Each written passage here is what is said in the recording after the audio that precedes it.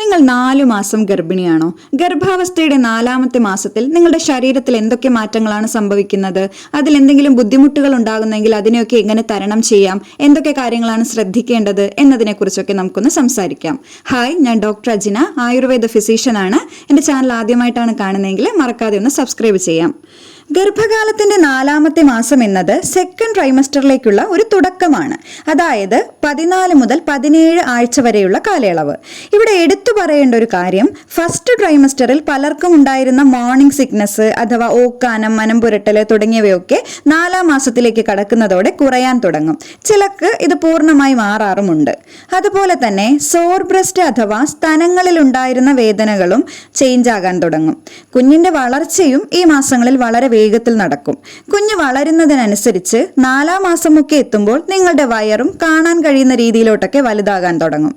ഇതിന്റെ ഭാഗമായി ഈ മാസങ്ങളിലൊക്കെ നിങ്ങൾക്ക് നടുവിൻ്റെ ഭാഗത്തും അതുപോലെ തന്നെ ഇടുപ്പിൻ്റെ ഭാഗങ്ങളിലുമൊക്കെ ഒരു പ്രഷർ അനുഭവപ്പെടാം. ഇത് കുഞ്ഞിൻ്റെ വെയിറ്റ് കൂടുന്നത് മൂലം സ്വാഭാവികമായിട്ട് ഉണ്ടാകുന്നതാണ്. ഈ സമയങ്ങളിൽ ഉണ്ടാകുന്ന ഹോർമോൺ ചേഞ്ചസ് മൂലം ഗർഭിണികളിൽ ചെറിയ കാര്യങ്ങൾ വരെ മറന്നു പോവുക, ഏകാഗ്രത നഷ്ടപ്പെടുക എന്നിവയൊക്കെ ഉണ്ടാകാറുണ്ട്. ഇതിൽ ടെൻഷൻ ആകേണ്ട കാര്യമില്ല. ഇതൊക്കെ പ്രഗ്നൻസിയുടെ ഭാഗമായിട്ടുള്ള സ്വാഭാവികമായ മാറ്റങ്ങളാണ്. മിക്ക ഗർഭിണികളിലും ഒരു തിളക്കം അല്ലെങ്കിൽ ഒരു പ്രഗ്നൻസി ഗ്ലോയൊക്കെ വരാൻ തുടങ്ങുന്നതും ഈ മാസത്തിലാണ്. മിക്കവരിലും ഒരു എനർജിയൊക്കെ വന്നു തുടങ്ങുന്നതും ഇപ്പോൾ തന്നെയാണ്. മിക്ക ഗർഭിണികൾക്കും സെക്കൻഡ് ട്രൈമസ്റ്ററിലേക്ക് കടക്കുമ്പോൾ അവരുടെ സെക്ഷൽ ഡിസയറുകളൊക്കെ കൂടാറുണ്ട്. കൂടാതെ ആദ്യത്തെ 3 മാസങ്ങളിൽ ഗർഭിണികൾക്ക് ഉറങ്ങാൻ ബുദ്ധിമുട്ടുകൾ ഉണ്ടായിരുന്നിരിക്കാം. എന്നാൽ 4ാമത്തെ മാസത്തിലേക്ക് കടക്കുമ്പോൾ ഇത് മാറി നല്ല ഉറക്കം ലഭിക്കാറുമുണ്ട്. 4ാം മാസത്തിലൊക്കെ ചില ഗർഭിണികളിൽ വജൈനൽ ഡിസ്ചാർജസ് അധികമായി കാണാറുണ്ട്. ഇത് നിങ്ങളുടെ ഗർഭാശയം, സെർവിക്സ്, വജൈന എന്നീ ഭാഗങ്ങളിലേക്കുള്ള ബ്ലഡ് ഫ്ലോ കൂടുന്നത് മൂലമാണ്. ഇത് സ്വാഭാവികമാണ്. എന്നാൽ ഈ ഡിസ്ചാർജിന് എന്തെങ്കിലും തരത്തിലുള്ള സ്മെല്ലോ കളറോ അങ്ങനെ എന്തെങ്കിലും ചേഞ്ചസ് ഉണ്ടെങ്കിലോ അതുമല്ല ഇനി ആ ഭാഗങ്ങളിലൊക്കെ ചൊറിച്ചിലോ വേദനയോ അങ്ങനെ എന്തെങ്കിലും ഉണ്ടെങ്കിലോ ഒക്കെ ഒരു ഇൻഫെക്ഷൻ സാധ്യതയാകാം. അത് അങ്ങനെ ഉണ്ടെങ്കിൽ നിർബന്ധമായിട്ടും ഒരു ഡോക്ടറുടെ നിർദ്ദേശം തേടേണ്ടതാണ്. ചിലരിൽ ഈ മാസങ്ങളിൽ നെഞ്ചരിച്ചിലുണ്ടാകാറുണ്ട്. ഇത് പ്രഗ്നൻസി ഹോർമോൺ ആയിട്ടുള്ള പ്രൊജസ്ട്രോണിന്റെ ഭാഗമായിട്ടാണ്.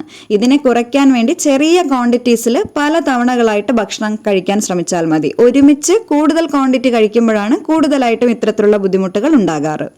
ഈ മാസങ്ങളിൽ കാണപ്പെടുന്ന പ്രധാനപ്പെട്ട മറ്റൊരു ബുദ്ധിമുട്ടാണ് തലവേദന. ഇത് പ്രഗ്നൻസിയുമായി ബന്ധപ്പെട്ട സ്ട്രെസ്, ഉറക്കക്കുറവ്, ഹോർമോൺസിലുണ്ടാകുന്ന വ്യതിയാനങ്ങൾ എന്നിവ മൂലമാണ് ഉണ്ടാകാറ്. ചിലർക്ക് തൊലിയിലൊക്കെ ചൊറിച്ചിലും ഡ്രൈനസ്സും ഒക്കെ കാണാറുണ്ട്. ഇത് മിക്കവാറും ഹോർമോൺ വേരിയേഷൻസ് മൂലം തന്നെയാണ്. ഇതിനെ കുറയ്ക്കാൻ കഴിവതും നന്നായിട്ട് വെള്ളം കുടിക്കുകയും സ്കിന്നിനെ എപ്പോഴും മോയ്സ്ചറാക്കി വെക്കാൻ ശ്രമിക്കുകയും ചെയ്യണം. അതുപോലെ തന്നെ പൈൽസിന്റെ ബുദ്ധിമുട്ടുകളും വെരിക്കോസ് വെയിൻ്റെ ബുദ്ധിമുട്ടുകളും ഈ സമയങ്ങളിൽ കാണപ്പെടാറുണ്ട്. ഇതിൽ വെരിക്കോസ് വെയിൻ ഉണ്ടാകുന്നത് ഗർഭാശയത്തിൽ കുഞ്ഞ് വലുതാകുന്നതിനനുസരിച്ച് നിങ്ങളുടെ ഇടുപ്പിന്റെ ഭാഗത്തേക്ക് അഥവാ പെൽവിസിലേക്കുള്ള ഞരമ്പുകളിൽ പ്രഷർ കൊടുക്കും. ഇത് രക്തത്തിന് ഒഴുകണമെങ്കിൽ കൂടുതൽ സ്ട്രെയിൻ ചെയ്യേണ്ട അവസ്ഥയിലേക്ക് എത്തിക്കുകയും ചെയ്യുന്നു. കൂടാതെ പ്രഗ്നൻസി ഹോർമോൺ ആയിട്ടുള്ള പ്രൊജസ്ട്രോൺ രക്തക്കുഴലുകളുടെ ഭിത്തിയെ റിലാക്സ് ചെയ്യിപ്പിക്കുന്നത് മൂലവും വെരിക്കോസ് വെയിനും പൈൽസും ഒക്കെ ഉണ്ടാകുന്നു. ഇവ രണ്ടും കുറയ്ക്കാനായിട്ട് ചെയ്യാവുന്നത് ധാരാളമായിട്ട് വെള്ളം കുടിക്കുക, ഫൈബർ കണ്ടന്റ് ധാരാളം അടങ്ങിയ ഭക്ഷണങ്ങൾ കഴിക്കുക, പഴങ്ങളും പച്ചക്കറികളൊക്കെ ആഹാരത്തിൽ ഉൾപ്പെടുത്തുക. അതുപോലെ തന്നെ ബ്ലൂബെറി, സ്ട്രോബെറി, വെളുത്തുള്ളി തുടങ്ങിയവയും ഭക്ഷണത്തിൽ ഉൾപ്പെടുത്താം. കൂടാതെ പ്രോസസ്ഡ് ഫുഡ്സ് അതുപോലെ ബിസ്ക്കറ്റുകൾ, കേക്ക്, കൂടുതൽ ഉപ്പും പഞ്ചസാരയും അടങ്ങിയവ എന്നിവയൊക്കെ ഒഴിവാക്കുകയും ചെയ്യുന്നത് ഇത്തരത്തിലുള്ള ബുദ്ധിമുട്ടുകൾ കുറയ്ക്കാൻ സഹായിക്കും. ഈ മാസങ്ങളിൽ ഗർഭിണിയുടെ വയറിന്റെ മധ്യഭാഗത്ത് നിന്നും ഒരു ഡാർക്ക് ലൈൻ താഴേക്ക് വരുന്നതായി കാണാം. ഇതാണ് ലീനിയ നൈഗ്ര എന്ന് പറയുന്നത്. ഇത് എല്ലാവരിലും ഉണ്ടാകണമെന്ന് നിർബന്ധമില്ല. ഇത് സ്കിന്നിന്റെ പിഗ്മെന്റേഷൻ കൂടുന്നത് കാരണം മസിൽസ് സ്ട്രെച്ച് ആകുന്നതിനനുസരിച്ചുണ്ടാകുന്ന ഒരു മാറ്റമാണ്. ഡെലിവറിക്ക് ശേഷം തനിയെ ഇത് മാറും. അതുപോലെ തന്നെ ചിലരിൽ കറുത്ത നിറത്തിലുള്ള ഡിസ്കളറേഷൻസ് ഒക്കെ കഴുത്തിലും മുഖത്തും കൈകളിലുമൊക്കെ കാണാറുണ്ട്. ഇതിനെ മെലാസ്മ എന്നാണ് അറിയപ്പെടുന്നത്. ഇത് ഈ സമയങ്ങളിൽ മെലാനിൻ എന്നറിയപ്പെടുന്ന ഒരു ഹോർമോണ് ശരീരം അധികമായി ഉൽപ്പാദിപ്പിക്കപ്പെടുന്നതിന്റെ ഭാഗമായിട്ടാണ് കാണാറ്. ഈ ലീനിയ നൈഗ്രയും മെലാസ്മയും ഒക്കെ പ്രസവശേഷം ഒരു 3 മാസമൊക്കെ ആകുമ്പോഴേക്കും തനിയെ തന്നെ മാറുന്നതാണ്. ഇങ്ങനെ കണ്ടു എന്ന് കരുതി നിങ്ങൾ ടെൻഷൻ ആകേണ്ട യാതൊരു കാര്യവുമില്ല. അതുപോലെ തന്നെ ബ്രസ്റ്റുകളിലേക്കുള്ള ബ്ലഡ് ഫ്ലോ കൂടുന്നതിന്റെ ഭാഗമായിട്ട് നിങ്ങളുടെ നിപ്പിള് കൂടുതൽ ഡാർക്ക് ആവുകയും അതിന് ചുറ്റുമുള്ള വെയിൻസ് നന്നായി തെളിഞ്ഞു കാണപ്പെടുകയും ചെയ്യും. ഇത് ബ്രസ്റ്റ് ഫീഡ് ചെയ്യാനായി ബോഡി തയ്യാറാകുന്നതിന്റെ ഭാഗമായിട്ടാണ്. പ്രധാനമായിട്ടും ഉണ്ടാകുന്ന മറ്റൊരു പ്രശ്നമാണ് ഇൻഡൈജഷൻ അല്ലെങ്കിൽ ദഹനത്തിനുള്ള ബുദ്ധിമുട്ടുകൾ. പ്രഗ്നൻസി ഹോർമോൺസ് നിങ്ങളുടെ ഡൈജസ്റ്റീവ് സിസ്റ്റത്തെ റിലാക്സ് ചെയ്യിക്കുന്നതിൻ്റെ ഭാഗമായിട്ടാണ് ഇങ്ങനെ ഉണ്ടാകുന്നത്. ഇതുമൂലം ദഹനം വളരെ പതുക്കെ ആവുകയും കുഞ്ഞ് വളരുന്നതിനനുസരിച്ച് സ്റ്റൊമക്ക് മുകളിലേക്ക് തള്ളപ്പെടുകയും ചെയ്യുന്നതിനാൽ ഹാർട്ട് ബേൺ അല്ലെങ്കിൽ നെഞ്ചരിച്ചിലും അധികമാകാനും സാധ്യതയുണ്ട് ഈ സമയങ്ങളിൽ. അപ്പോൾ കൂടുതൽ എരിവും പുളിയുമുള്ള ഭക്ഷണങ്ങളൊക്കെ ഒഴിവാക്കി ചെറിയ ക്വാണ്ടിറ്റിയിൽ ഇടയ്ക്കിടയ്ക്ക് ഭക്ഷണങ്ങൾ കഴിക്കുന്നത് ഇത് തടയാൻ സഹായിക്കുന്ന ഒന്നാണ്. ഈ മാസങ്ങളിൽ ചിലരിൽ കാലുകളിൽ നീര് വെക്കാറുമുണ്ട്. ഇത് ഒഴിവാക്കാനായി കൂടുതൽ നേരം ഒരേപോലെ നിൽക്കുന്നത് ഒഴിവാക്കുകയും അതുപോലെ തന്നെ ദീർഘനേരം കാല് താഴേക്ക് തൂക്കിയിട്ടിരിക്കാതെ ഒരു ചെയറിലോ മറ്റോ സപ്പോർട്ട് കൊടുത്ത് ഇരിക്കാൻ ശ്രമിക്കുകയും ചെയ്യണം. ദീർഘനേരം ഒരേ പൊസിഷനിൽ തന്നെ തുടരാൻ പാടില്ല. ഇടയ്ക്കിടയ്ക്ക് പൊസിഷൻസ് ചേഞ്ച് ആക്കാനും നോക്കണം. ഈ സമയങ്ങളിൽ ഒഴിവാക്കേണ്ട ഭക്ഷണങ്ങളിൽ പച്ച പപ്പായയും പഴുത്ത പപ്പായയും ഉൾപ്പെടുന്നു.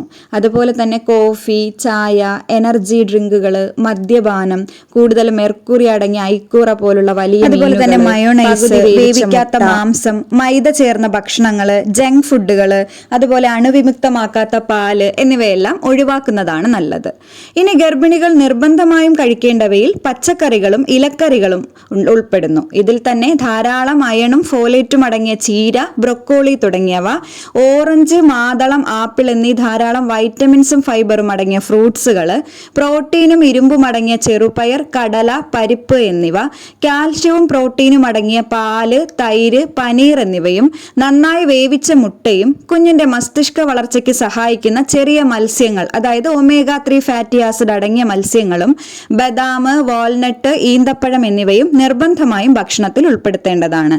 ആഹാരം നന്നായി വേവിച്ച ശേഷം മാത്രം കഴിക്കാൻ ശ്രദ്ധിക്കണം.